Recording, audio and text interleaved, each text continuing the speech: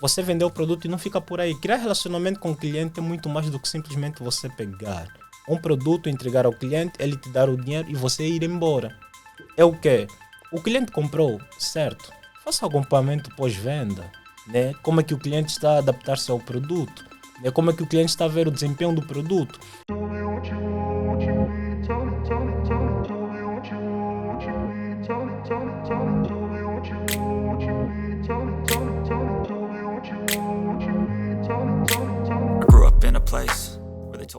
Yo, vamos começar mais um episódio hoje da Whole Talks. Hoje eu tenho um convidado interessante que porventura já é conhecido, fizemos parte do mesmo grupo, mas não esperava que ia conhecê-lo tão cedo.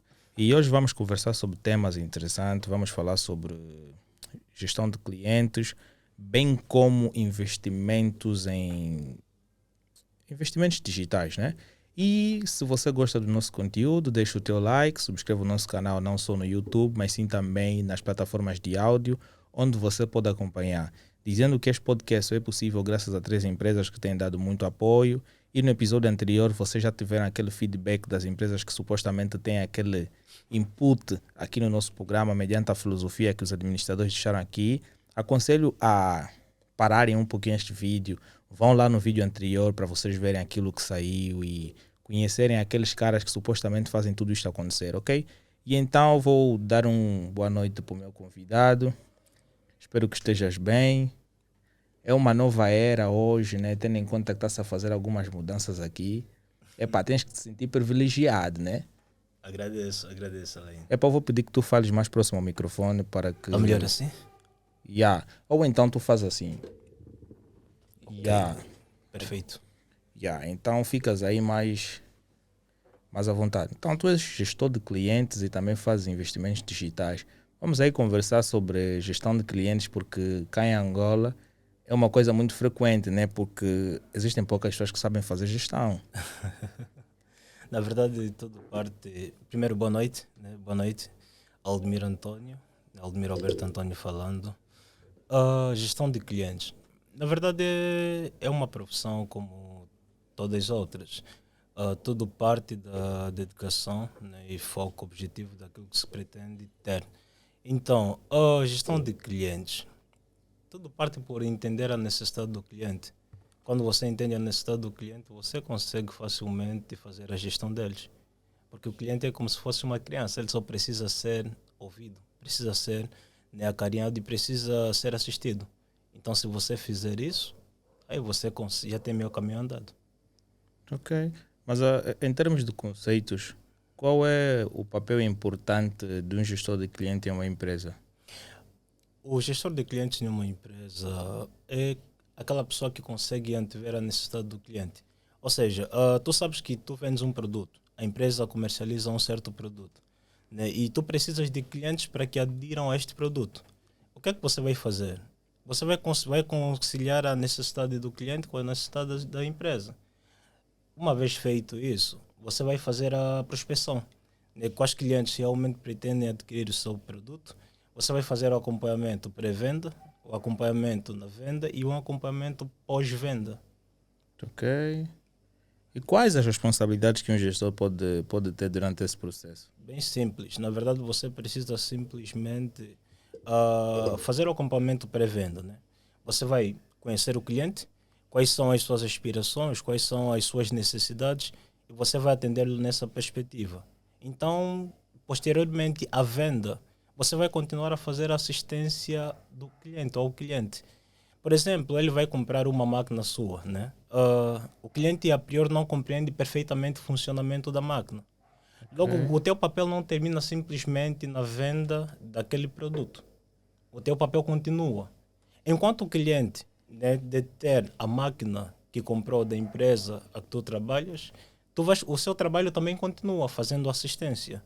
Então, qualquer necessidade do cliente, qualquer avaria, né, qualquer dificuldade que o cliente tenha, né, na execução ou funcionamento da máquina, você estará lá para assisti-lo e prestar então alguma solução. Ok. E em termos de relacionamento, como é que isso pode ser melhorado pelo um gestor? Porque, por sua vez, ele é que tem um papel primário de manter aquele relacionamento, não é, mais próximo. Exatamente. Na verdade, o gestor de clientes é como se fosse o motor de uma empresa, porque ele é quem traz e ele também quem mantém. Muitas vezes nós conseguimos manter o cliente dentro de uma empresa, muitas vezes não pela empresa em si, ou não pelo produto, mas é muitas vezes pelo atendimento, pela relação que é criada ao longo do processo. Essa assistência que você presta no cliente, né, durante o processo de ah, processo como é que eu diria? Ok, ao processo de venda do produto, aquela fase toda em que você vai lá tentar tocar o coração e o interesse do cliente, é um processo de relacionamento que você também está criando. Se porventura durante esse processo você atropelar alguns princípios do cliente, automaticamente a chance de você vender o produto ao cliente é basicamente quebrado. Então, se você vai vender um produto, você não está vendendo um produto simplesmente. Você está a criar relacionamento com o cliente de modo a que ele sinta-se confortável para ter o produto. E se você fizer isso, ainda que, né, você saia daquela empresa e vá para uma outra empresa, falando especificamente agora do ramo de seguro, assim, se você tiver um cliente e você fez a aquisição daquele cliente na venda de um certo produto, né, eu diria um seguro de saúde, um seguro automóvel, seja lá qual fosse o seguro, o que é que acontece? O que é que acontece? Se tu saíres e fores para uma outra companhia, o cliente pode te seguir simplesmente pelo modo de como você lidou, né, com as situações que o cliente veio apresentar.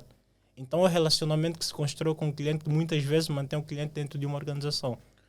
Mas agora, existem poucas empresas cujos gestores de clientes são muito próximos aos clientes em si, porque parece que as empresas hoje querem simplesmente vender o produto e depois, por coisas que poderão surgir ao longo do tempo, eles parecem que já não mostram interesse.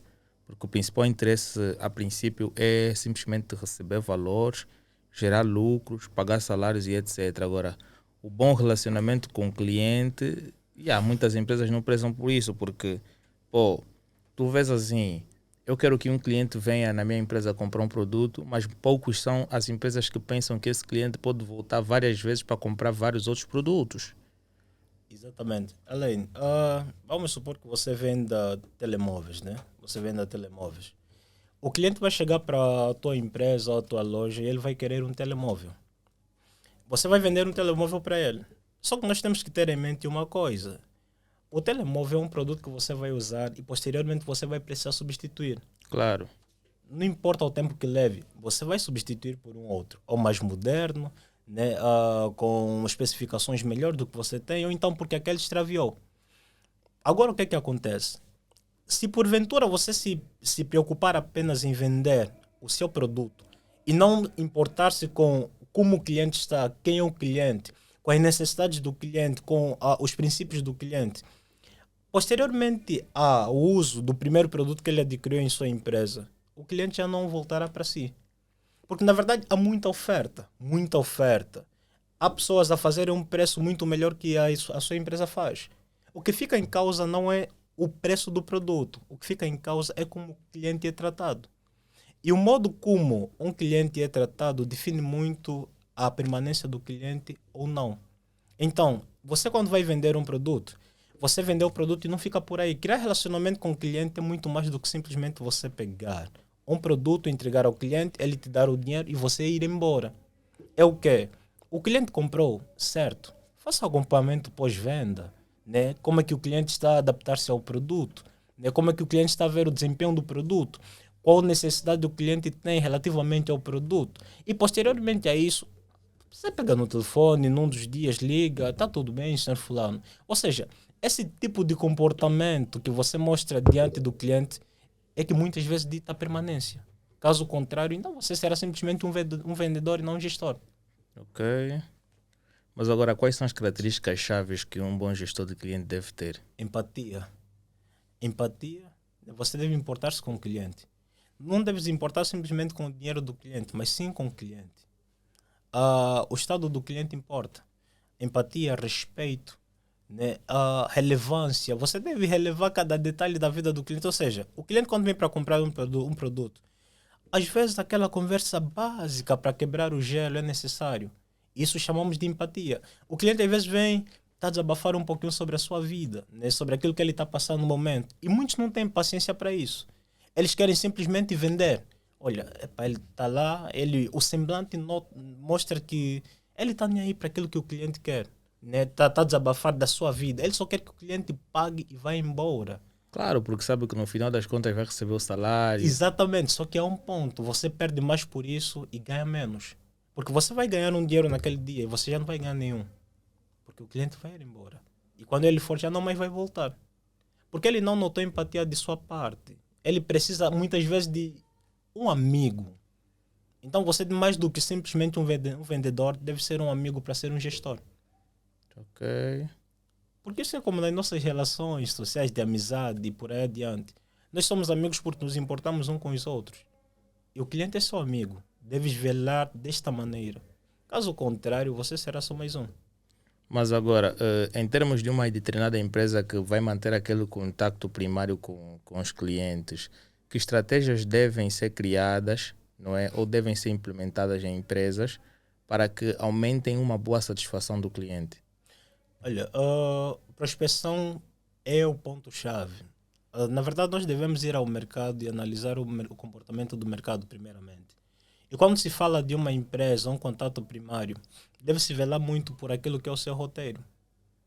O modo como você se apresenta na empresa dita muito se você vai ter o contrato daquela empresa ou não. O modo como você aborda a abordagem primária dita bastante também o fecho ou não de um contrato. E às vezes não trata-se de imediatismo e paciência. O que é que acontece? Nós quando vamos para uma empresa, nós queremos vender. E eles também sabem que nós fomos para vender. Só que há um porém. A sua abordagem não deve ser evasiva. Você deve ir para lá primeiro para conhecer a empresa. Conhecer a pessoa com quem você vai lidar. É uma mulher, é um homem, é uma pessoa muito estressada, é uma pessoa muito mais soft. Qual é o temperamento dessa pessoa que vai me receber? Como é que essa empresa atua? Qual é o modo operandi dessa empresa? Ou você conhecer a empresa a que você vai se dirigir é o primeiro passo para você conseguir o cliente que você tem. Só para tu teres uma noção, Alain, eu fui para uma empresa, né? Eu levei uma negociação de 1 ano para fechar o contrato com essa empresa. 1 ano. Por quê? Era exatamente o ponto. O que é que acontecia? O dono dessa empresa é um marroquino. É um marroquino. Né? É um marroquino e ele estava fora. Ele é quem toma as decisões todas na empresa. E o que é que acontece? Para fecharmos o contrato que tínhamos de fechar, ele precisava autorizar. E na época eles não estavam conseguindo manter o contato com o proprietário. E quando mantinham, eles tinham um contrato com uma multinacional. Uma empresa que estava sediada nos Estados Unidos. Eles queriam romper o contrato com esta empresa para fazer o outro contrato com uma empresa cá, nacional, neste caso. Que também é uma multinacional, né? Mas está sediada também cá, em Angola. No entanto, o contrato estava quase a vencer, mas ainda não tinha uma resposta. A primeira vez que eu fui para lá, eu tive contato com a diretora financeira, que também era diretora do RH, e a gente abordou. Deixei a carta de apresentação, conversamos e pronto, ficou por aí. 2 meses passados, 3 meses passados e não tinha feedback algum. Então voltei novamente para lá, para procurar satisfação, conversar um pouquinho o que é que se passava, o que estava na base da demora, manter aquele contatozinho. E foi desta vez que eu consegui um pouquinho mais do que eu havia conseguido na primeira vez. Mantemos uma conversa de por aí mais ou menos 1 hora. A gente conversou bastante, de forma muito mais aberta. Criamos uma boa conexão naquele mesmo dia e eu obtive o contato de alguém superior dentro da instalação, que era basicamente a pessoa que vinha a seguir ao dono da empresa que tomava as decisões, que era uma pessoa que tinha bastante influência com o dono da empresa. A gente começou a conversar, né? Conversamos bastante e íamos falando todos os dias. O contrato que eu queria fechar, eu ainda não tinha fechado.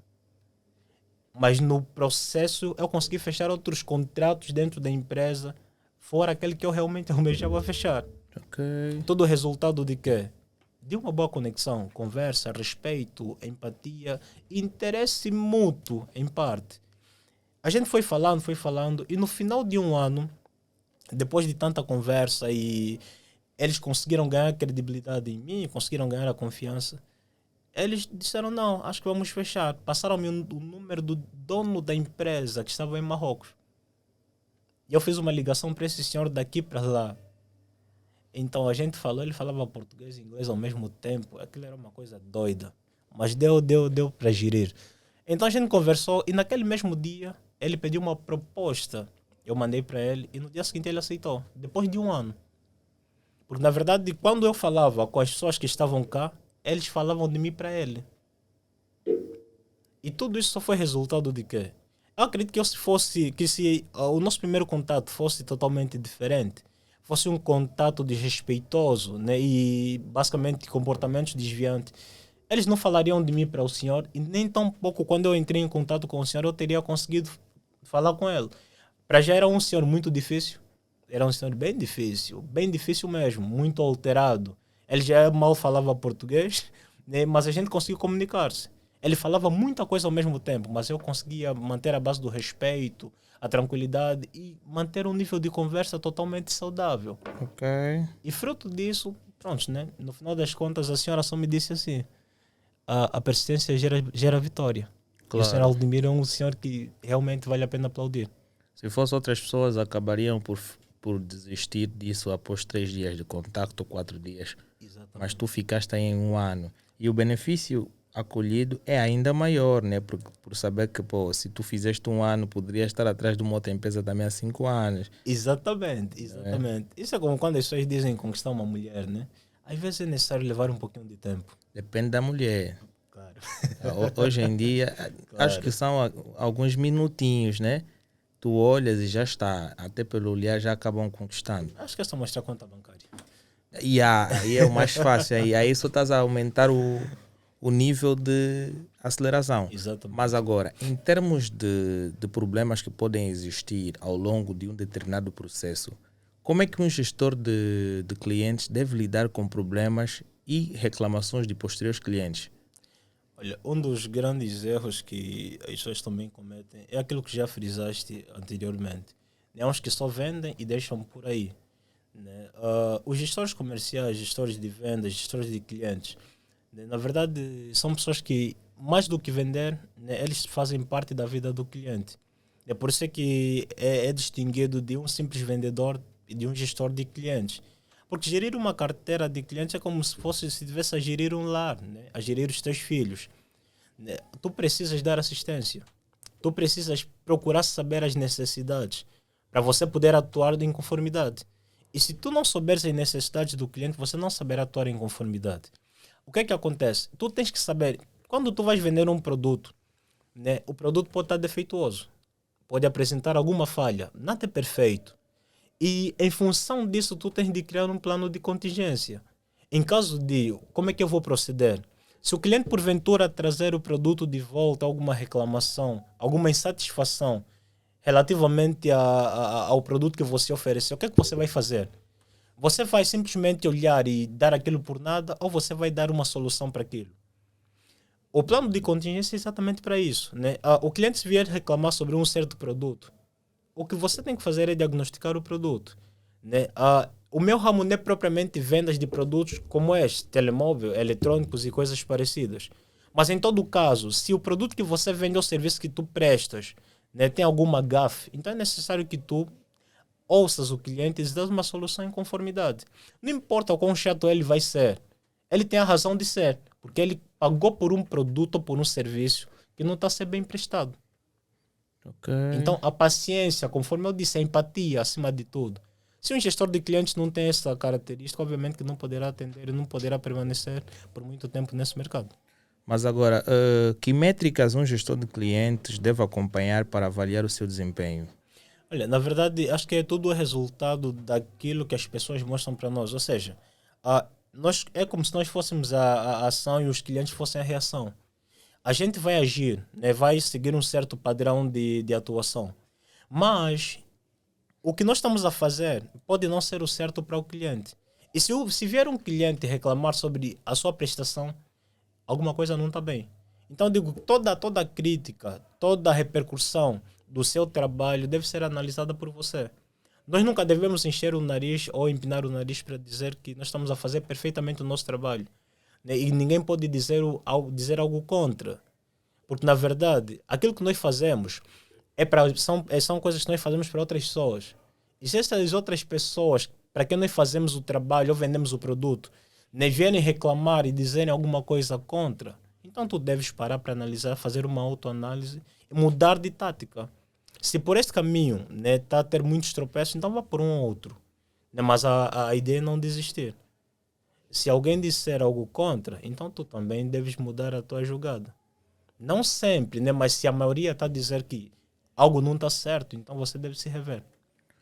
Mas agora, como é que tu, em termos de conselhos pessoais, o que é que tu gostarias de dizer para algumas empresas cujo atendimento ou propriamente os gestores de clientes não têm aquele bom contato, aquela paciência de atender bem os clientes, porque pô, a maior parte das empresas aqui tem um atendimento que não é, que deixam a desejar.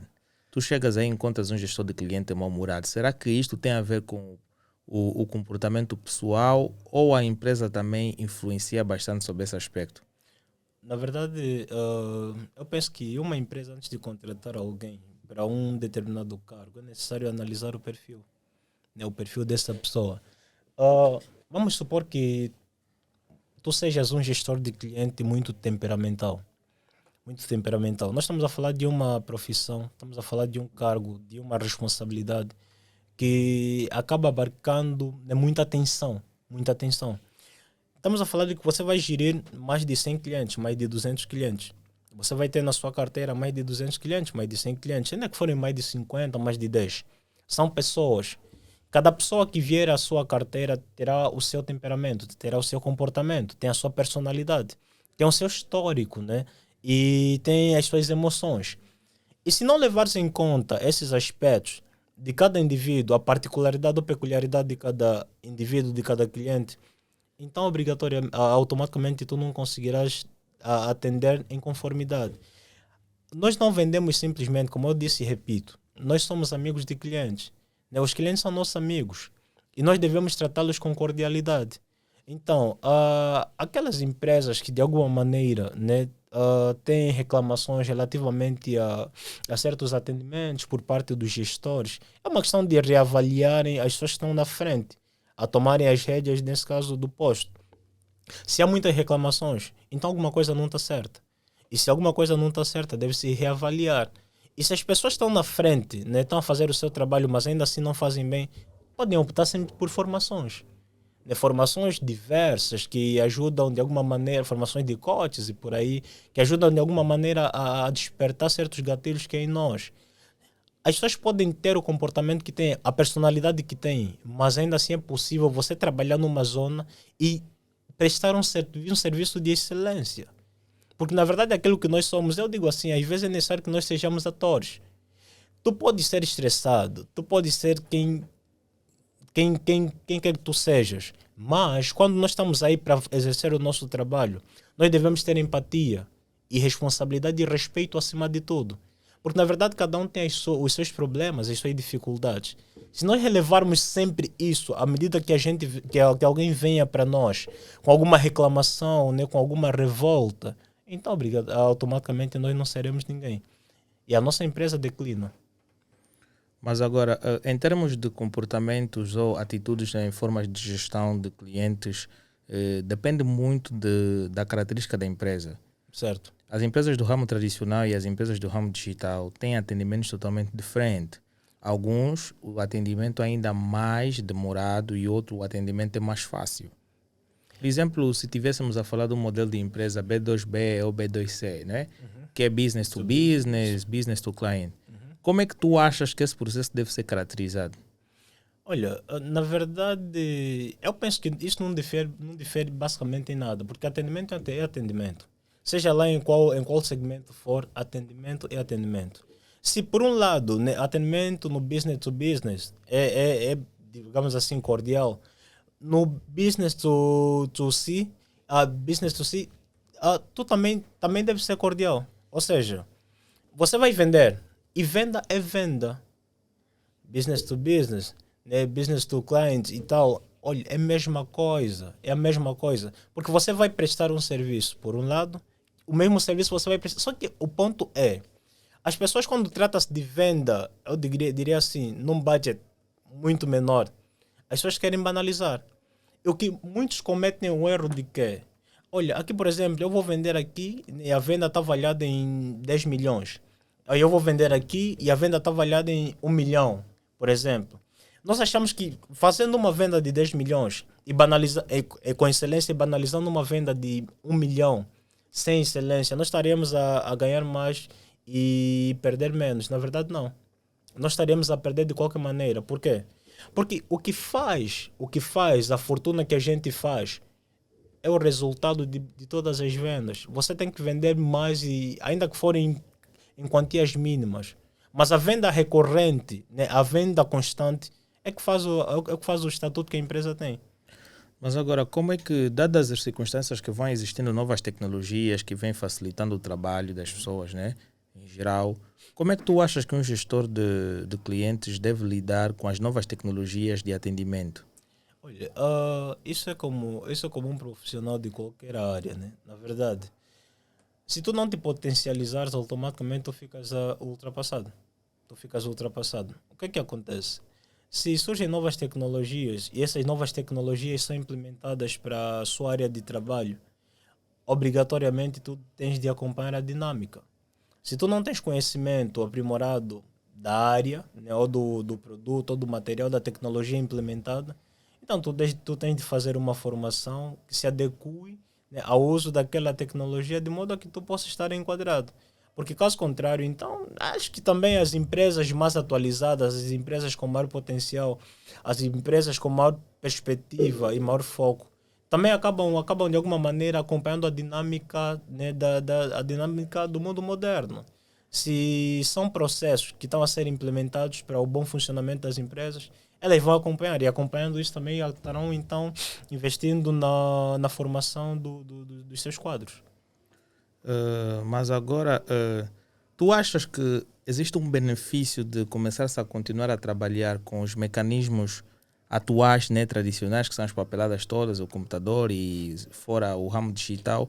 Ou tu vês que a tecnologia, de certa forma, vem, de certa forma, não só beneficiar o trabalho da empresa, mas sim também diminuir os esforços que são feitos? Porque assinar um monte de papéis presencialmente é diferente de assinar um monte de papéis online. Exato. E online tu só precisa estar aí a guiar e a mandar um robô que de certa forma vai...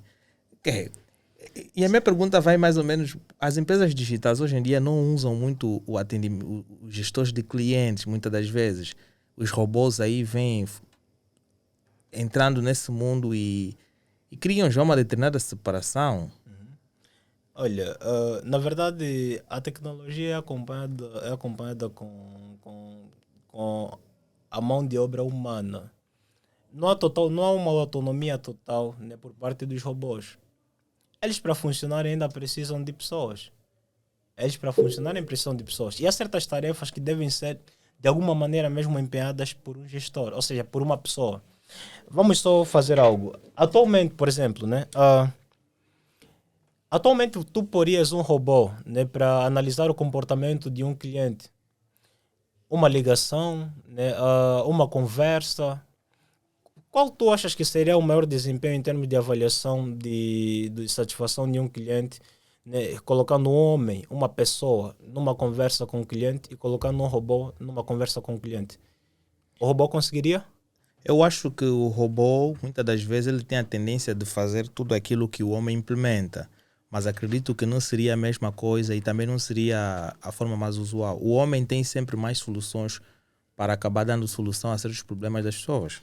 Exatamente, a tecnologia está a ser implementada, mas há certos aspectos da gestão ou da venda que devem ser exatamente feitas por um homem. Nós estamos a falar de que o ser humano é imbuído de sentimentos, né? É imbuído de emoções, né? Então, um robô não conseguiria taxativamente compreender, né? Ou então não conseguiria taxativamente compreender os sentimentos de um ser humano. Nós somos seres humanos. Além, se tu tiveres uma necessidade, se tu vieres expressar alguma coisa, eu estou muito mais apto para compreender o que você realmente sente em detrimento de um robô. Um robô ele não conseguiria ler as tuas emoções. O que você sente, eu também sinto. E se você expressar o que você sente, então consigo compreender porque nós sentimos o mesmo.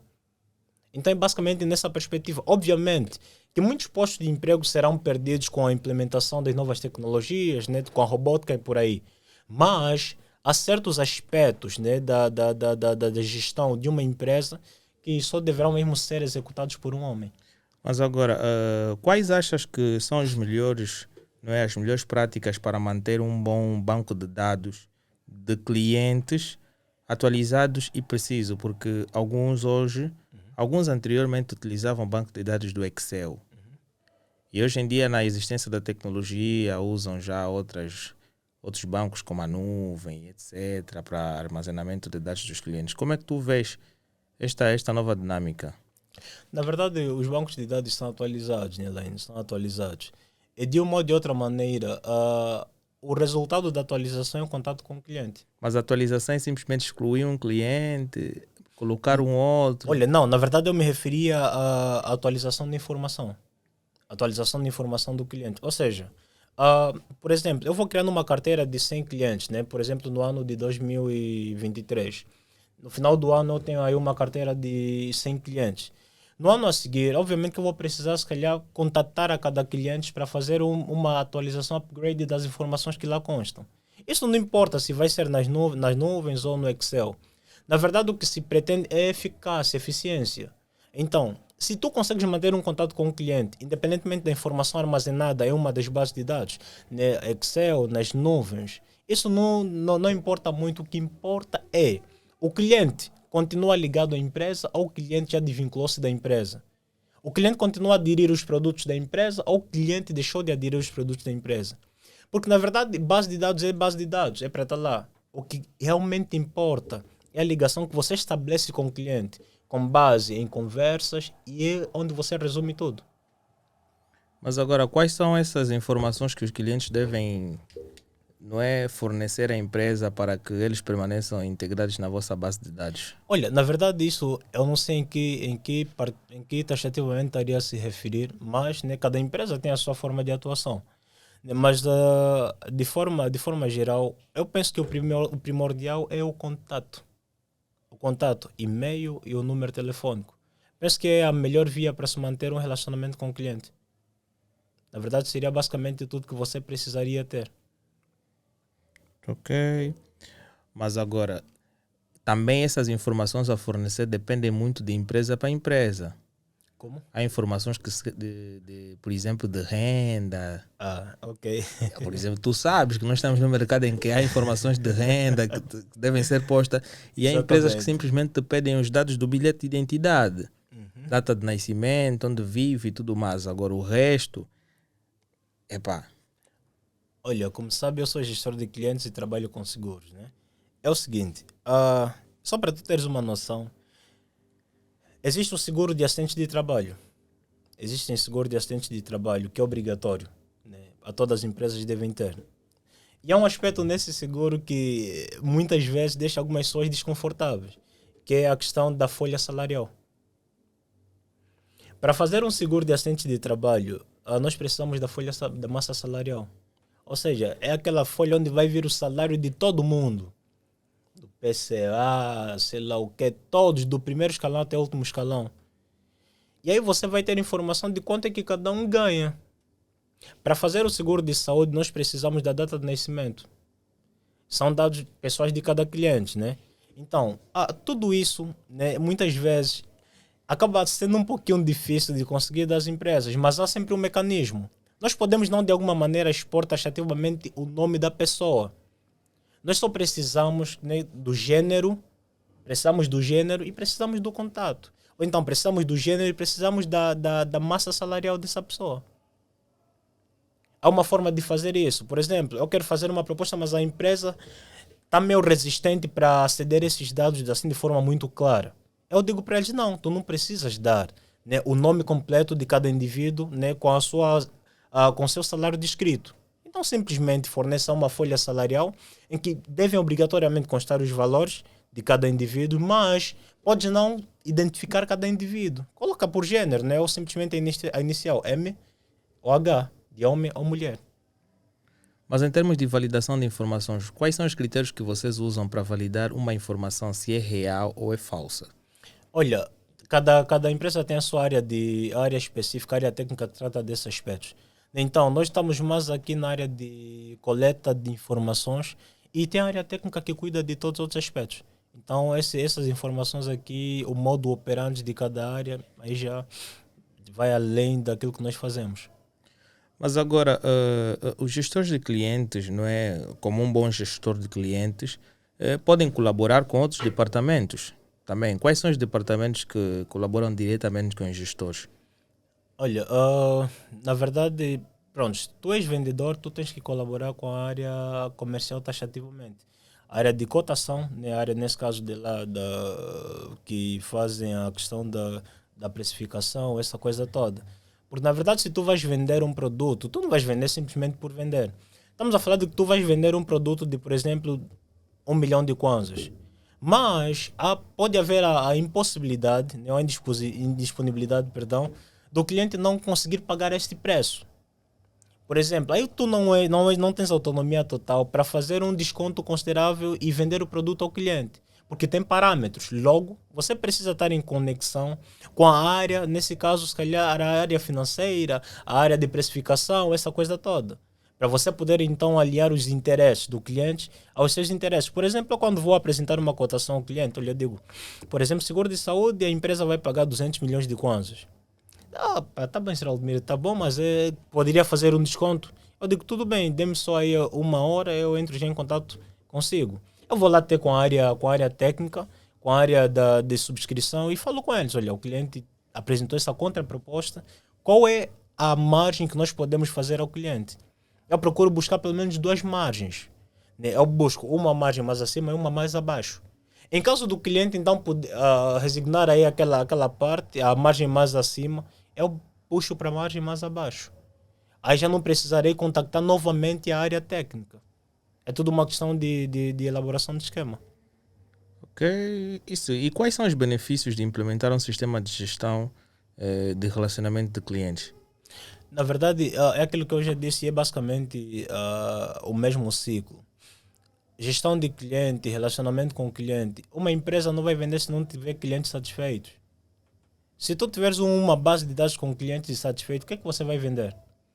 Quando dizem que o cliente é a nossa prioridade, realmente o cliente é a nossa prioridade. Né? Se tu não estabeleceres uma base de relacionamento com o cliente, a empresa não vai vender. Além, se tu tiveres uma empresa, por mais produtos às vezes bom que você tenha, mas se tu não tiveres uma gestão de clientes totalmente eficiente ou eficaz, tu não conseguirás ter o êxito que você precisa. Por isso é que você vai ver. Muitas vezes nós temos produtos excelentes e se calhar aí tem um produto menos bom. Mas o atendimento diferenciado desta empresa para com aquela empresa é que muitas vezes acaba ditando o sucesso ou insucesso da sua. Vamos supor, por exemplo, eu vou vender, por exemplo, um produto, este telemóvel eu vou vender no valor de 200 mil kwanzas. Mas a concorrente está vendendo no valor de 150 mil kwanzas. No entanto, eu tenho um atendimento excelente, mas eu vendo a 200 mil kwanzas. E ele lá teria menos 50 mil kwanzas, porque vende a 150. O que é que vai acontecer? Eu tenho um valor mais acima, mas em contrapartida tenho um atendimento bom. E ele tem um valor mais abaixo, mas em contrapartida o atendimento é horrível, não tem acompanhamento pós-venda. É simplesmente eles vendem e depois desleixam-se do cliente. Você vai ver que a fila da empresa onde eu comercializo os meus produtos a 200 mil kwanzas vai ser maior em relação à fila onde comercializam os produtos a 150 mil kwanzas. Muitas vezes as pessoas vão dizer, aqui é mais barato, as pessoas só pensam em baixar o preço. Não pensam na qualidade do atendimento. E o que dita a permanência, mais uma vez, do cliente é o bom atendimento ou a gestão daquela empresa. E há muitos até que vão fazer o seguinte, olha, na empresa A está a vender a 200 mil, na empresa B está a vender a 150. Eu, como não tenho muita paciência com o meu atendimento, vai lá o Helênio, como lida com muita coisa, compra aí na empresa barata. Exatamente. E já está, e facilita bastante. E depois também, isso realmente acontece. Mas ainda assim isso não vai ser a maioria. Okay. Não vai ser a maioria.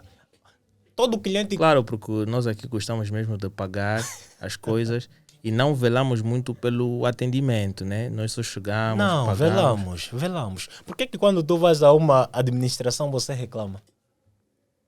é difícil ir para aí. Por que tu, quando tu vais para um ATM, tu vais para o banco, para o balcão, você reclama? Quando me roubam dinheiro. Não, mesmo se não roubarem, tu tiveres que tratar alguma coisa assim que seja necessária para o bom funcionamento da sua conta, tu vais ter que aguentar fila. E aí o atendimento é E ruim. depois chega para lá, olha, eu fui para uma das agências uma vez, só eram meninas. Eu quando cheguei lá para o balcão, a senhora estava a mexer o telefone.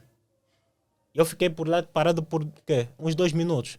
E ela mexeu o telefone. Isso já me aconteceu, eu estou a cumprimentar 3 vezes, ela está a mexer o telefone e eu disse, vou esperar, vou ficar aqui a olhar para ela e quando ela olhar para mim vou cumprimentá-la novamente. Exatamente. E eu depois vi, vou lhe dizer o quê? Vou lhe dizer que ela está errada ou qualquer coisa assim. Vou ir diretamente no meu objetivo porque senão vou criar muita conversa aqui. E o que é que te fica em mente? Já não quero voltar para aí. Claro. É exatamente disso que se trata. Na verdade, as pessoas dizem aquilo que realmente não pensam. Ou seja, eles só falam para esconder o pensamento. Eu vou dizer, não, eu não me importo muito com o atendimento e pronto, o produto é barato, eu vou simplesmente comprar. Mas quando for para lá e ele sentir o atendimento totalmente desagradável naquele local, ele vai falar sobre isso. O cliente fala, o cliente sente, conforme eu disse. As pessoas têm sentimento, o cliente sente. E você precisa ter empatia para compreender o que ele sente. Se tu não te importares com isso, então você não vai vender. Podes até vender, mas não na proporção que você quer.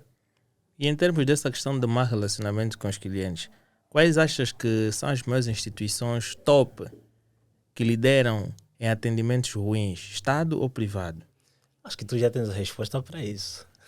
Porque eu também estou decepcionado com algumas instituições privadas, Óbvio. principalmente óbvio. os bancos, cujo atendimento já deixa a desejar. O atendimento dos bancos diminuiu bastante. Até os bancos que antes eu achava que são de referências, eu hoje vejo que, já não tem mais o excelente. O banco que eu vejo que tem um excelente atendimento, até agora nunca me decepcionei, é o Standard Bank. Também dei conta nesse banco que realmente. Eu vou para lá, Realmente. nunca vi filas, e se tiver uma fila de 2, 3 pessoas, Exatamente. e o atendimento é funcional, as moças estão sempre aí, não sei se tem câmeras do chefe a ver aí e tudo mais, mas elas estão sempre aí a fazer um bom atendimento. Já os outros bancos, que já têm se dito que eram bons, mas agora o atendimento é ruim, tu chegas, ao invés de ter, são 4 lugares para 4 funcionários, tu chegas ao banco, encontras um único funcionário a fazer diversos atendimentos. Tu chegas aí 9 horas, sais do banco 12, 13, 14 horas e assim tu passas o dia ali numa instituição que de certa forma nem te resolve o problema. Olha, além, o que é que acontece? Eu acho que o resultado disso muitas vezes também é a avaliação de desempenho. Muitas empresas falham nesse quesito, avaliação de desempenho. Porque geralmente a avaliação de desempenho leva a bonificações e um monte de coisas, né? Mas eles até ganham bem, não? Esse é o ponto, eles até podem ganhar bem. Mas agora o que é que acontece? Quando tu tens um número de cliente muito elevado, né? Tu te sentes satisfeito com isso. E o grande erro das empresas é o quê? É preocuparem-se apenas quando começam a perder clientes. Quando a gente está a ganhar bastante, a gente muitas vezes não se preocupa com os pequenos detalhes do processo. Alguns aspectos que a gente acha que isso não vai interferir de modo nenhum, nem no volume que eu tenho de clientes, ou então nos ganhos que eu tenho. Mas quando começares a vir o resultado daqueles aspectos pequenos que você ignorou a se manifestarem, vai resultar em perda de clientes. E quando tu começares a perder clientes, tu vais te preocupar em saber o que está errado. Só que quando tu paras para repensar e rever esses aspectos, já será um pouquinho tarde. Porque os teus esforços serão a triplicar para você poder então olhar da base o problema e poder começar a solucionar o problema e dar sequência daquilo que você tinha ou você era. Nós vemos muitas empresas que perderam prestígio, perderam o volume de clientes que tinham, perderam admiradores que tinham. Por quê? É resultado de alguma coisa que não estava bem. E como digo, as pessoas os atendentes, os gestores, são basicamente o pessoal da linha da frente. Se essas pessoas não se comprometerem em com um atendimento excelente aos clientes, automaticamente eles estão a comprometer a integridade da empresa. E essa empresa vai desmoronar. Mais cedo ou mais tarde, pode não ser hoje ou amanhã, mas ela vai. E quando começar, então, aí nós vamos perceber. A questão do atendimento das públicas ou privadas, isso é algo muito relativo. Há instituições públicas que você entra e você olha, poxa, sinceramente, é algo que não é... Qual? Qual? Qual? Porque para mim é uma novidade. Novidade? No, Olha, no posto de identificação nacional, ruim. Cartório, ruim. As cenas da AGT, mesmo sabendo que você está aí pagar o teu imposto, ruim. às vezes não é tipo as instituições, é a instituição ou a pessoa. Não, parece que é herança, mano. É herança. Não faz isso. A diferença entre uma única pessoa, Exato. duas pessoas. Agora, geral. Agora consegue perceber onde é que está. O ponto muitas vezes, a empresa é a estrutura e as pessoas que a compõem. Mas eles ganham bem. É exatamente o ponto. O que é que a gestão dessas empresas, dessas instituições fazem? Porque para ter um atendimento dessa magnitude tão péssimo assim, é porque é resultado da hierarquia. Ou seja, aquilo começou de lá. Porque senão, se eles velassem por cada aspecto da base, isso não se verificaria. Não se concebe. Você está aí para uma instituição, você está lá na frente e tem um funcionário assim. Ele está assim e tem pessoas para atender. E uns ainda dizem, olha, eu só vou atender 3 pessoas. Já não vou mais atender. Ou seja, as empresas têm normas, têm políticas internas, têm regras que regem o bom funcionamento delas. Mas o que é que acontece? Essas mesmas normas implementadas por elas, muitas vezes não se fazem sentir na prática. Porque nem a própria gestão, a gestão nem tem, é como se tivesse nem aí para como é que os funcionários se comportam. Então, automaticamente, a empresa começa a ficar mal vista. Nas instituições privadas, se isso acontece e é muito frequente e há um número elevado de reclamações, leva à demissão do próprio funcionário. Exatamente. Mas no Estado, por ser uma herança do povo, isso aí acaba não acontecendo, porque se tu tens um comportamento negativo, mesmo que haja reclamações, essas reclamações praticamente nunca chegam. Isso é como falar de falência. As empresas públicas, tecnicamente, elas não falem. Então, por causa dessa questão, as empresas privadas tendem a ter mais cuidado. Porque aquilo é um capital próprio. É capital injetado por sócios. Claro. E eles não querem perder isso. Imagina só você que vai injetar, sei lá, 1.000 milhões de kwanzas ou dólares para uma empresa e vem alguém que simplesmente não quer trabalhar e quer prestar um bom serviço, comprometendo aquilo que você se comprometeu a alcançar. É basicamente um tropeço no seu caminho. E é como uma ameaça, deve ser aniquilada. Logo, você que entra para essa empresa, você vai ter essa consciência de que não, aqui não é pública. Se eu, por acaso, né, tiver a me comportar mal, não trabalhar de acordo às normas da empresa, eu vou ser enxotado. Eu vou ser demitido. Então, as pessoas trabalham com essa consciência. E não só também, tudo depende muito do caráter de cada pessoa. Muito, por isso é que é essencial olhar para o perfil de quem você coloca num determinado posto. Ok. Mas em termos pessoais, quais achas que são as habilidades interpessoais, não é, que são essenciais para um gestor de clientes eficaz? Olha, eu diria rigor e excelência. Quando você é rigor, você se compromete com a causa que você abraça. Quando você é rigoroso, perdão, você se compromete com a causa que você abraça. Se tu te comprometeres em abraçar alguma coisa, então tu vai fazer com excelência. Então eu diria rigor e excelência. E acima de tudo, respeito. Você tem que respeitar as pessoas. Tem que compreender que da mesma forma que tu saíste de casa para fazer alguma coisa, essas pessoas também saíram de casa para fazer alguma coisa. Então se tu conseguires compreender as pessoas, você consegue fazer o teu trabalho corretamente. Ok. E uma das coisas que eu acho que as instituições devem fazer, se calhar, é começarem a criar meeting com os seus funcionários e começarem a fazer a questão que tu sugeriste, que é a avaliação de desempenho. Porque isso é uma questão bem essencial, porque eu acho que as empresas do Estado devem melhorar mesmo nisso, porque daqui a pouco, nós até se tivéssemos opções do Estado prestar os mesmos serviços que o privado presta, acho que acabaríamos por estar no privado e o Estado deveria ir à falência. Porque com o atendimento que muitas instituições do Estado têm é um pouquinho complicado. Mas agora vamos entrar aqui sobre investimentos digitais no mercado financeiro, não é? Que é uma nova tendência atual. Muita gente hoje, na medida que vão procurando melhores formas de diversificar os seus ganhos, há essa questão. Uma questão muito simples é que hoje parece que a nossa população mostra mais interesse em criar pequenos investimentos. Por que achas que surge essa necessidade de se criar, adquirir uma renda para além do emprego? Olha, além de nós que as coisas acontecem com base na realidade de cada povo, na realidade de cada país, na realidade de cada sociedade, na realidade de cada indivíduo. Vamos supor, tu tens necessidades.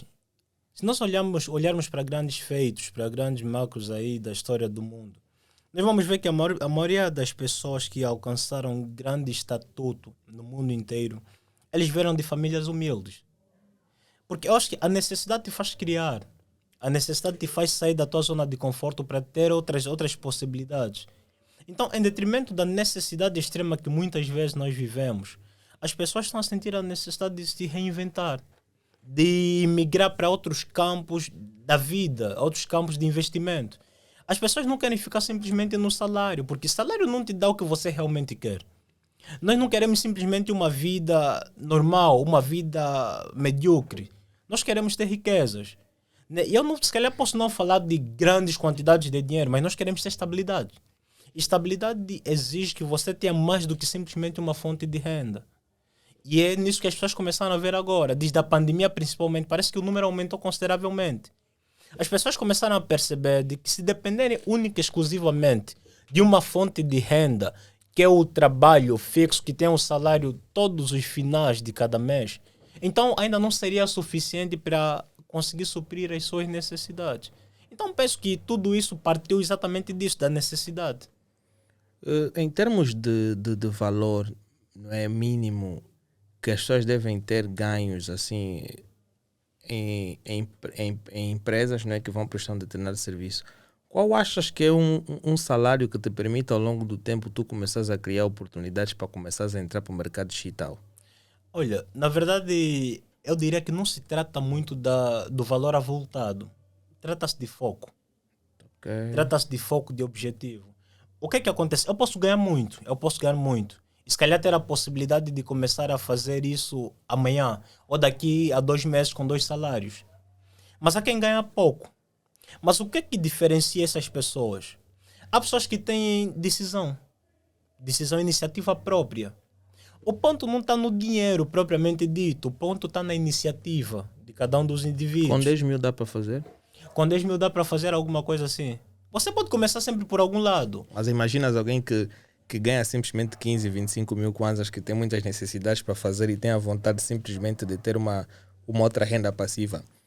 Como é que ele ao longo do tempo vai entrar para o mercado digital, dedicar-se, começar a fazer com que aquilo flutue e ao longo do tempo ele cria uma outra diferenciação em termos de capital? Além, existem metas, né?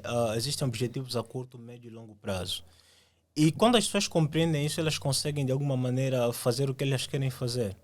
Tá bom, você ganha o quê? 10 mil kwanzas, você ganha 20 mil kwanzas ou 25 mil kwanzas e tem muitas necessidades.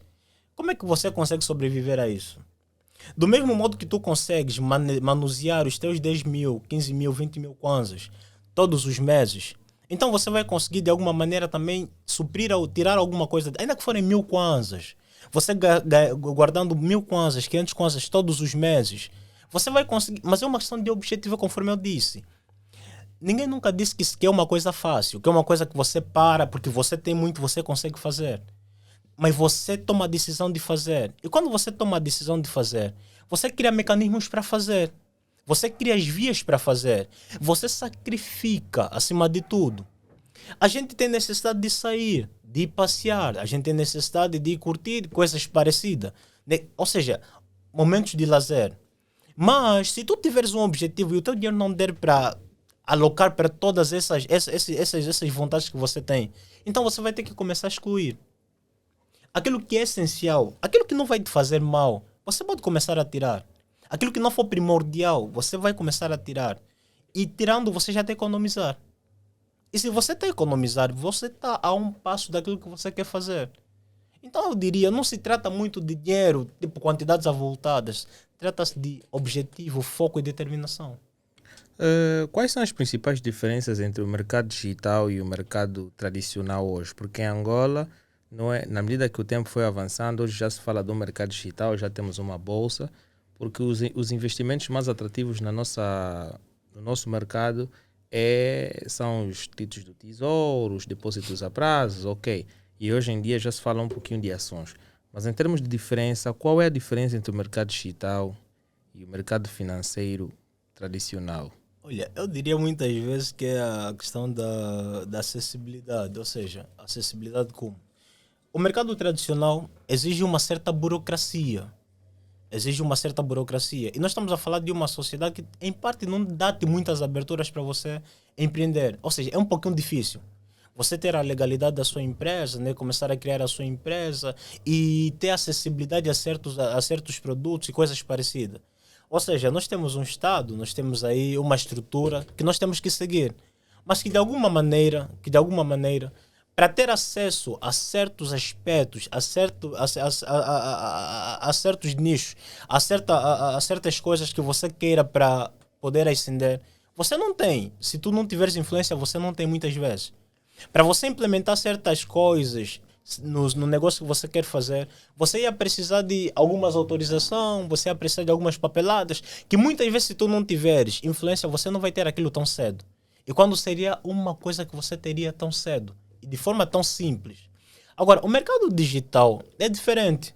Né? É basicamente de forma mais autônoma. Aquilo já é um padrão que você simplesmente segue sem grandes dificuldades, né? Tu podes operar de várias maneiras em vários segmentos do mercado, né? Tu podes fazer aí trading, tu podes fazer um monte, operar com a questão dos patrocínios de página, tráfego pago e por aí adiante, importação e por aí. Tudo isso também é digital.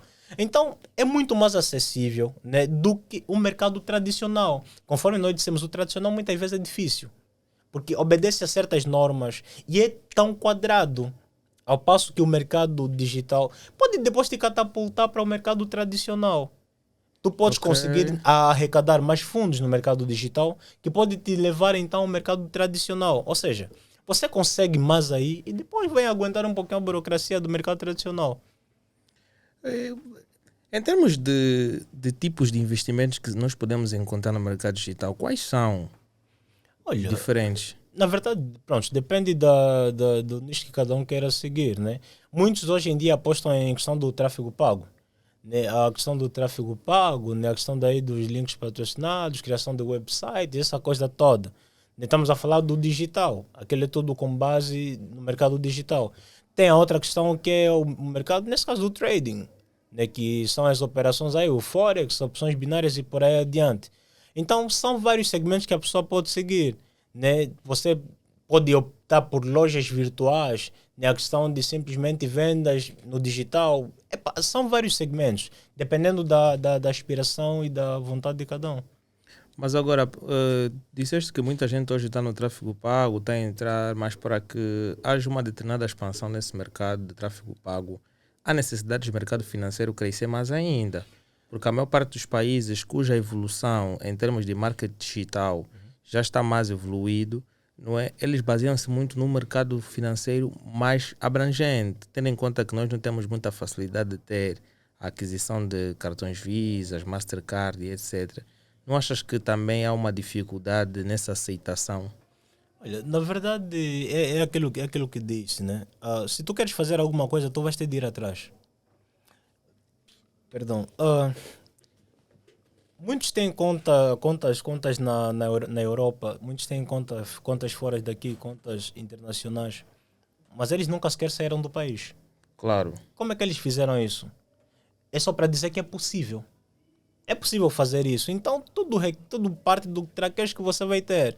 Se tu queres alguma coisa, tu tens de ir atrás, tu tens de pesquisar sobre aquilo, tu tens de fazer uma busca exaustiva sobre aquilo. Então, se tu tens de fazer. Na verdade, é o processo do mercado. Tu tens de acompanhar o processo do mercado. Tu podes não, de alguma maneira, estar lá no país que te possibilita fazer isso de forma muito mais simples. Mas tu podes fazer tudo. É o mercado digital, é online, é a tecnologia. Hoje em dia já há muita coisa que não pode ser justificada com base na distância. Porque nós estamos simplesmente separados a um clique. Estamos separados a um clique. Se estamos separados a um clique, quer dizer que é possível fazer o que nós queremos fazer. O mercado digital está na tua casa, está no teu telefone, está no teu computador. Tu tens um laptop, tu tens internet e tu consegues fazer. Então é tudo uma questão de conhecimento. Deve-se pesquisar para se fazer. Ok, mas agora, quais são os benefícios de se tornar um investidor digital? Olha, o benefício é ganhar dinheiro. É ganhar Esse dinheiro, é um dos pronto. principais. Exatamente. Mas o que é que acontece? Ah, na verdade é aquela coisa de... Eu particularmente eu digo assim. você torna-se o teu próprio patrão, né? Porque você não vai precisar prestar contas a ninguém. Você vai trabalhar simplesmente no teu tempo. Você vai trabalhar também com base em oportunidades, né? Você está lá em casa com o teu telefone. Para você fazer uma segmentação, um tráfego pago, coisas parecidas, né? Páginas patrocinadas e por aí, criação de website. Você não precisa sair de casa. Você só precisa do teu telefone ou de um computador e internet e fazer a coisa toda. Esse é um dos grandes benefícios para já. Tu podes ter um nicho de cliente muito grande, clientes que você sequer nunca conheceu na vida pessoalmente. E você pode fazer isso simplesmente através de um smartphone ou notebook e internet em casa. Então acho que um dos grandes benefícios é a liberdade que você tem para fazer. Esse é um dos grandes benefícios. Existem riscos também? É como todo negócio, até os negócios tradicionais existem. Mas agora o que é que nós teríamos se nós não decidíssemos correr riscos? E se tivéssemos que falar um pouquinho sobre investimento em corretoras ou não é aquelas corretoras digitais, porque muita gente quando fala de investimentos digitais, eles esquecem que investimentos digitais é um leque de várias coisas que existem no ramo digital, porque a maior parte pensa que simplesmente é as corretoras, mas tendo em conta que se focou no mercado financeiro, significa dizer que quais achas que são as corretoras, não é? Ou as principais plataformas de corretoras digitais disponíveis para investidores? Olha, na verdade tudo, é como todas têm os seus prós e têm os seus contras, né? Cada um vai analisar a natureza da corretora, vai analisar a estrutura da corretora e vai tomar a decisão em função da viabilidade que ele tem de executar as suas tarefas, fazer as suas operações dentro dela ou não. Então, hoje em dia, eu atuo mais com a Binance, né, que é a corretora que eu uso muitas vezes para o mercado de futuros e também para a questão de guardar algum fundo mesmo, né, como uma carteira digital e como um banco digital para mim. E em questões de operações, né, no trading, eu uso a Cotex, né, que é a corretora que eu mais uso. Então, Na medida que vai existindo muito interesse em crescer e adquirir a liberdade financeira, vão existindo também um número de pessoas malfeitoras que vão criando a oportunidade de tirar dinheiro dos outros, né? E como da sua forma você quer ganhar dinheiro honestamente, alguns também criam um mecanismo de te tirar dinheiro desonestamente. Como vem aí o caso das pirâmides. a solagem, né? E também muitos ganharam muito dinheiro por intermédio das pirâmides. Eu conheço pessoas aqui no set que faturaram bastante. Tá a ver? Faturaram bastante. Epá, temos aqui grandes exemplos. Além também é um deles. Então... Não, é complicado. Não, eu faturei porque a pirâmide no princípio dá fixe. No fim é que dá errado. Eu me lançaram a luz no líder que estava lá. Então eu vi, para que duvidar do líder se eu posso ser um bom subordinado? Exatamente. Seguir a caravana, não me arrependi, não. E o líder saiu, acho que o líder teve mais... Foi lesado também? Bem lesado. Extremamente magoado. Bem lesado. Assim. Bem lesado. Exatamente. Mas agora, como é que tu vês isso? Porque isso, de certa forma, existem pirâmides financeiras aí, começou como uma tradicional, uma pirâmide tradicional foi a X-Estagiário, muita gente falou da X-Estagiário, depois surgiu a SolarJan. Essa aí magoou muita gente. Mais que a X-Estagiários? Não mais. Eu diria que muitas vezes o que acaba levando a esse caminho é a perda da identidade, é a perda de valores, né? Muitas vezes é a corrupção, a ganância, muitas vezes acaba cegando as pessoas. Em função das necessidades, né? Alguns gatilhos de nossa mente são acionados, né? E muitos são deixados levar por esse gatilho. Por exemplo, a ganância. É exatamente. Todos nós somos gananciosos. Todos nós queremos ter muito dinheiro, todos nós queremos ter alguma coisa a mais. E quando temos muito, queremos mais. Mas o que é que acontece? O que faz muita gente não enveredar por esse caminho é exatamente os princípios que eles seguem. Eles têm princípios bem assentes. Eu, particularmente, também tenho princípios bem assentes. Por que é que eu digo isso? Eu recebo em minha conta bancária valores de pessoas diferentes, né? Valores de pessoas diferentes, valores que ficam aí por 2, 3 dias, 5 milhões de kwanzas, 6 milhões de kwanzas, olha, vou-te mandar um valor, fica só aí. Olha, preciso de X, olha, podes mandar daqui a 3 dias. São valores que de alguma maneira despertam atenção. Estão na tua conta, pá, Depois tu tens o poder. te surge um problema. Exatamente. E a pretensão que você vai ter, pá, vou só mexer aqui depois, vamos ver se vamos repor ou não. E a partir desse momento que você vai fazer, que você vai fazer isso, é onde começam exatamente os problemas. Só para tu teres noção, teve uma negociação que eu estava a fazer com um camarada. É um cara totalmente honesto, né? É um cara totalmente honesto. Ele tinha que me fornecer, eu fiz a transferência para ele. Era um valor de mais de 1 milhão de kwanzas. Só que essa negociação não foi tão boa assim. Era para ele mandar, por exemplo, que ele tinha de mandar em basicamente 1 hora.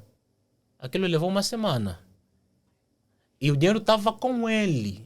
Eram basicamente 2 milhões. Estavam com ele.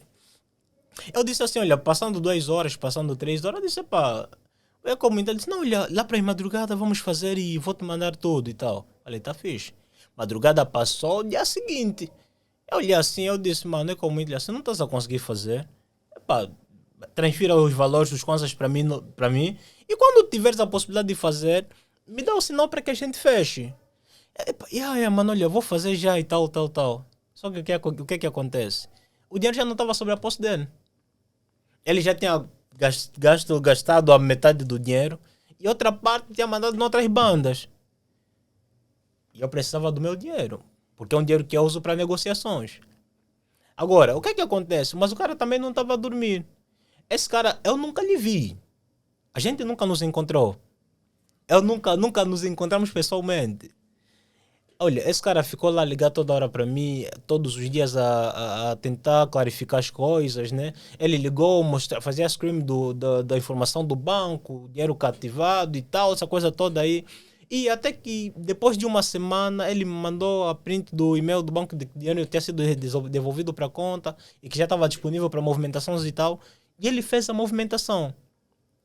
Esse cara, ele tinha tudo para sumir. Simplesmente não atender as ligações, me bloquear ou fazer coisa parecida. Mas ele mostrou que é um cara de muito princípio. Ele disse, independentemente disso, se eu não conseguir te dar o dinheiro nesta semana, eu vou, nesse caso os dólares nessa semana, eu vou te dar os kwanzas, vou devolver. Mas ele se comprometeu em trabalhar arduamente e me deu um prazo, até o dia X, até na quinta-feira eu vou fazer. E ele fez. Ele pediu de tudo, o dinheiro dele cativado, pediu ao amigo que estava lá nos Estados Unidos para que mandasse para minha conta e depois ele ia devolver para ele. E ele pagou. Ou seja, a negociação foi fechada. Ele tem um valor na conta dele. E ele já tinha mexido. E ele tinha tudo para simplesmente sumir. Ia pegar nos dólares que ele tinha, se calhar vender e continuar a fazer o dinheiro dele. Mas a grande questão é como é que estava a tua mente naquele determinado processo? Esse é o ponto. Eu queria chorar. Eu queria chorar porque... Porque que acontece? E surgiu outro ponto. Nesse mesmo dia que eu mandei que a negociação estava a ser fechada, um outro camarada que eu havia mandado em torno de 800 mil kwanzas, que era para uma negociação, o camarada sumiu também. Esse aqui sumiu mesmo no WhatsApp, não estava, ligações não atendia e depois ficou totalmente desligado. E o dinheiro era de quem? Era de um cliente de um amigo. Nesse caso já eram basicamente quase 3 milhões de kwanzas aí. E eu ficava assim. Na minha casa estavam a fazer oração, eu não conseguia me concentrar. Olha, é sério, eu não conseguia me concentrar. Me deram... Eu não sei o que aconteceu, mas não me deram para orar naquele dia.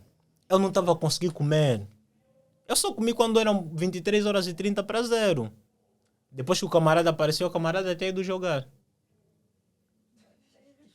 Não, mas isso também uma vez já aconteceu-me.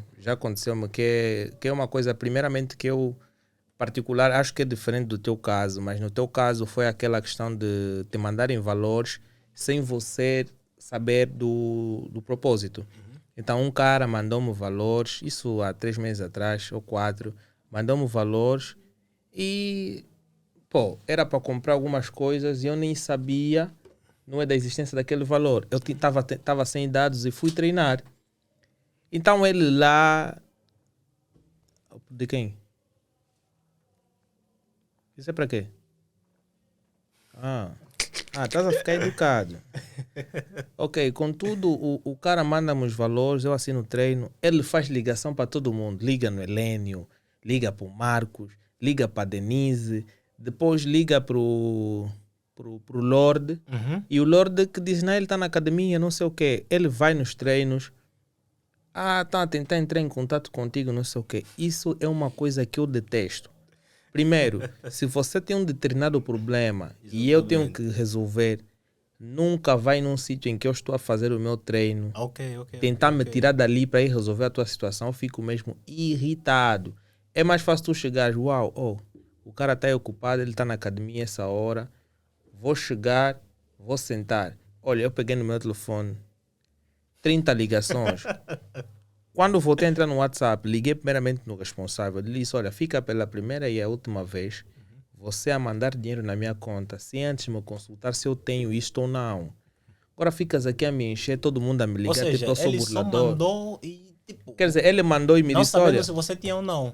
E aí me disse, olha, a minha irmã está no aeroporto nesse momento, eu preciso que tu me mandes X, porque ela precisa pagar algo no aeroporto. Mas agora tu vês uma coisa, tu não ligaste para mim... Primeiro, antes de tu fazeres uma negociação, dá ainda um bom dia, né? Se eu te responder o bom dia, tu aí começas a dar sequência. Eu nem te respondi, nem nada.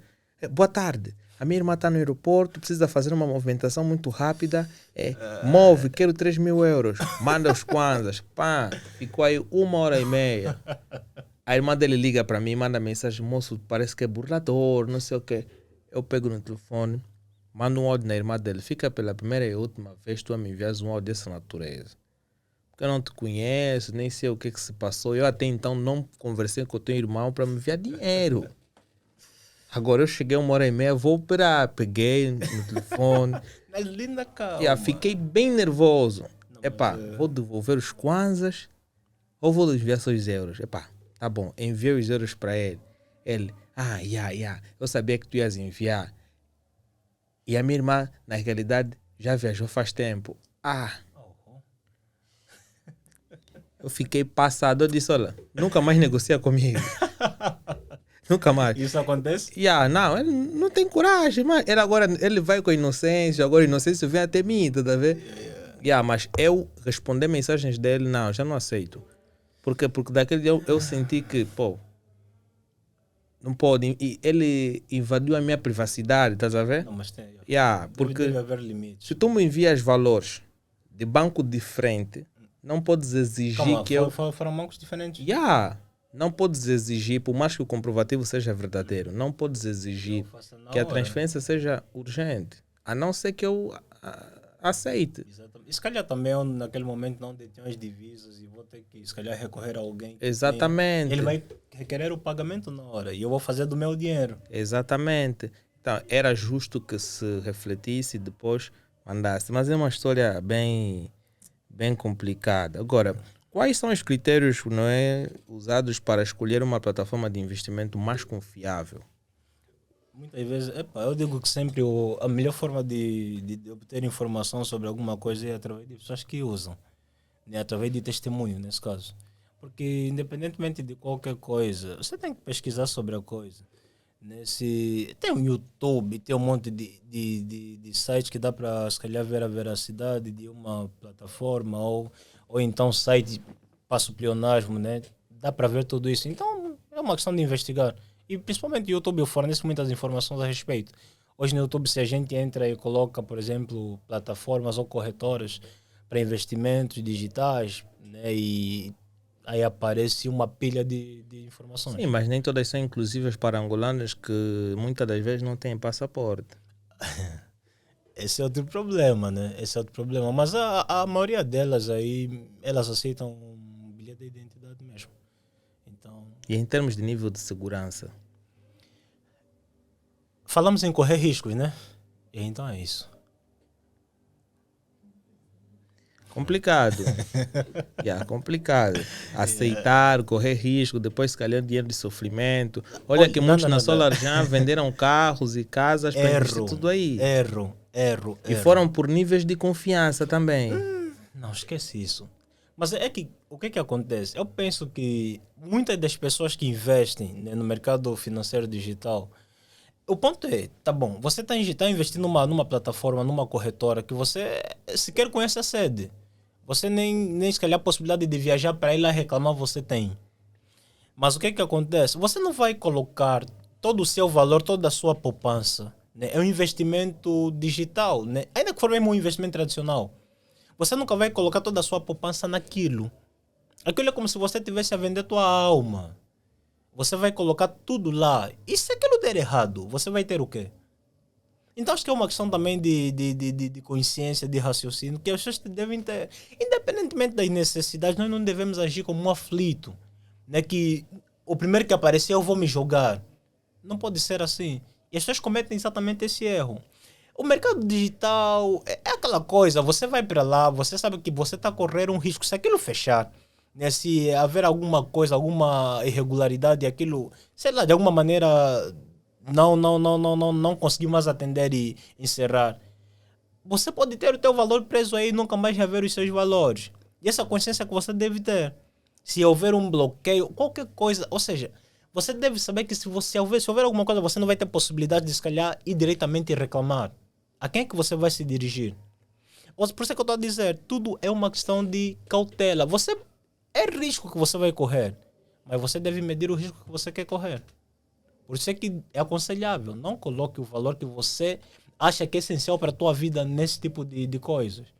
Por mais seguro que seja, você nunca sabe o que pode dar errado. Ok, isso é bastante interessante. Como investidor, né, do mercado digital, pode diversificar a sua carteira de investimentos? Olha, por exemplo, né, só para ser assim, entrar um pouquinho, a corretora Binance, né, a corretora em particular, já dá-te várias possibilidades. Né, dá-te várias possibilidades. Você vai fazer aplicação de capital, né, pode fazer aplicação de capital, que é o famoso staking e tal, fazer essa coisa que é um investimento que você vai fazer e vai te gerando lucros, né, uma percentagem diariamente, né, de acordo ao período que se estabelece. Podes fazer o trading, né, que é um mercado de ações onde você vai operar, vai fazer as suas operações de acordo às suas metas e objetivos de gestão que você quer fazer. Né? E tem depois a questão como já dissemos anteriormente, a questão do mercado de tráfego pago, né, a vendas online e essa coisa toda. Então, são vários segmentos. Mas agora, em termos de acompanhamento dos investimentos que supostamente tu vais fazer nas determinadas corretoras ou outros setores, existem aplicativos para que nós possamos ver isto? Sim, exatamente. É como tudo. Se tu fizeres uma aplicação no banco, tu tens a possibilidade de, se calhar, acompanhar, né, nesse caso, as suas percentagens a crescerem, o seu retorno, nesse caso. Do mesmo modo, tem aplicativos aqui. Todas essas corretoras têm aplicativos que você vai acompanhar o desenvolver da tua aplicação. Né? Nesse caso, quais são as taxas que você já obteve, quanto você já ganhou de rendimento da aplicação, né? Quanto é que você está a tirar daquilo que você... Então, é como um banco, basicamente. Você tem a possibilidade de acompanhar tudo que você vai fazer. Agora, quais são os fatores a serem considerados ao determinar o prazo de investimentos? Olha, na verdade, depende muito da valorização e desvalorização da moeda também. Né? Se for, nesse caso, a falar de aplicações em corretoras, né? Então é mais ou menos nessa perspectiva. Me perdi um pouco. Qual foi a questão? Eu perguntava os fatores a serem considerados ao determinar o prazo de investimento. Ok. Isso depende, acho que isso é uma coisa que varia de cada corretora, não? A política de cada corretora. Então isso não é propriamente determinado por nós. Nós só vamos dançar a música de acordo com aquilo que eles estabeleceram lá nas plataformas dele. A questão da periodicidade, né? 30, 15 dias ou mais, o que pode ocorrer nesse período, valorização, desvalorização da moeda e por aí adiante. Existe algum custo associado para a adesão desses tipos de investimentos? Custos associados, você tem um pouquinho de dinheiro, uns troquinhos aí, toma a iniciativa de começar a fazer. Então é só uma questão de primeiro você estudar, né, o mercado financeiro digital e posteriormente ver onde é que você pode atuar. Com o mínimo de dinheiro, $15, você já pode começar. Ok, mas agora, como investidor do mercado digital pode gerenciar seus riscos de forma eficaz? Olha, é aquilo que eu disse e vou repetir, né? Há certas coisas que a gente vai fazer, a gente vai aplicar e a gente vai depender apenas do prazo. Nesse caso, do processo. Porque nós não vamos deter o controle de tudo, né? Nós vamos simplesmente acompanhar as informações, as notícias, nós vamos acompanhar o desenrolar da corretora, vamos acompanhar a evolução dela.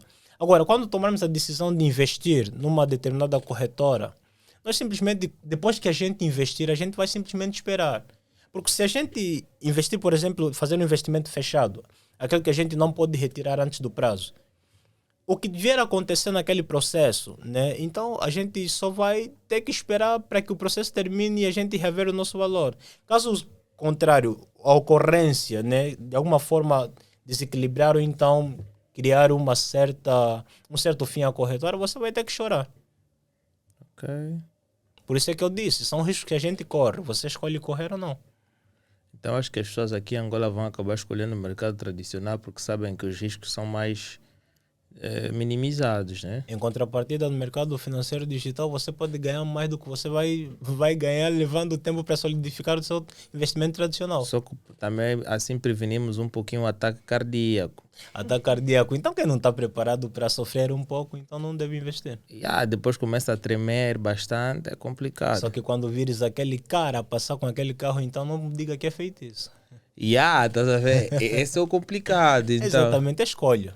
em termos de dicas finais que tu gostarias de deixar àqueles subscritores nossos ou aqueles que por intermédio de você poderão vir subscrever o nosso canal, quais são as dicas que você gostaria de deixar para toda a sociedade angolana e não só? Olha, na verdade eu diria algo bem simples, né? Que é uma questão, eu falo sempre de decisões, né? Eu falo sempre sobre decisões. Nós queremos muito fazer uma coisa, mas nós não fazemos o que nós queremos fazer. Isso por causa do medo, do coitadismo, do conformismo. A gente às vezes não quer arriscar o pouco que a gente tem. Ou a gente não quer arriscar e pegar a oportunidade que a gente vê na frente. Porque a gente acha que o quanto mais difícil for aquilo que a gente quer fazer, para nós impossível é.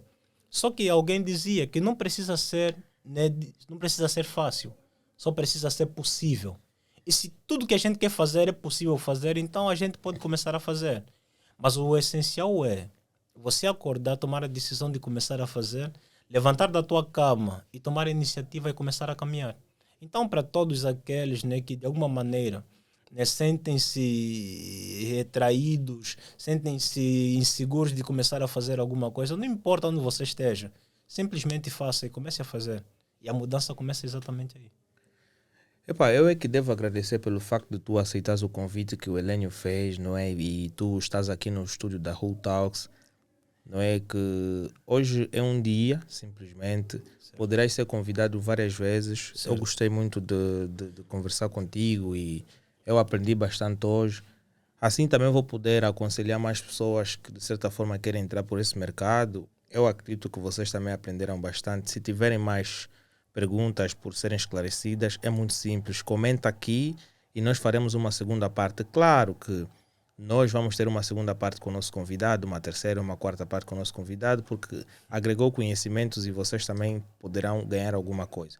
Então, se tens gostado dos nossos conteúdos, deixa o like neste conteúdo, subscreva se ainda não estiveres inscrito no nosso canal, deixa o teu like. Poderás acompanhar este episódio não só no YouTube, mas sim também no Spotify, Deezer, Apple Podcasts, Amazon Music e outras plataformas de áudio. Vá lá, coloca no pesquisar Who Talks e subscreva o canal e assim poderá estar dentro de tudo aquilo que nós lançamos aí. Já muito obrigado a todos aqueles que têm partilhado os nossos links, mesmo sem receberem nenhuma recomendação, e dizer que esse podcast só é possível graças a 3 empresas que têm dado muito suporte. Estas empresas que são a Helênio Pay, a Bri Acessórios e a Cofre Cash. Se querem ter mais informações sobre estas 3 empresas, vocês poderão ver no rodapé aí as informações da empresa, bem como o contato principal. Ajude o nosso canal a crescer e faça a sua doação nas coordenadas bancárias nacional, internacional e pelo PayPal, ok? Então vou desejar aqui um até já para todos vocês e um bom final de semana para todos vocês. Tell me what you want, tell me, tell me, tell me, tell me what you want, tell me, tell me, tell me, tell me what you want, I grew up in a place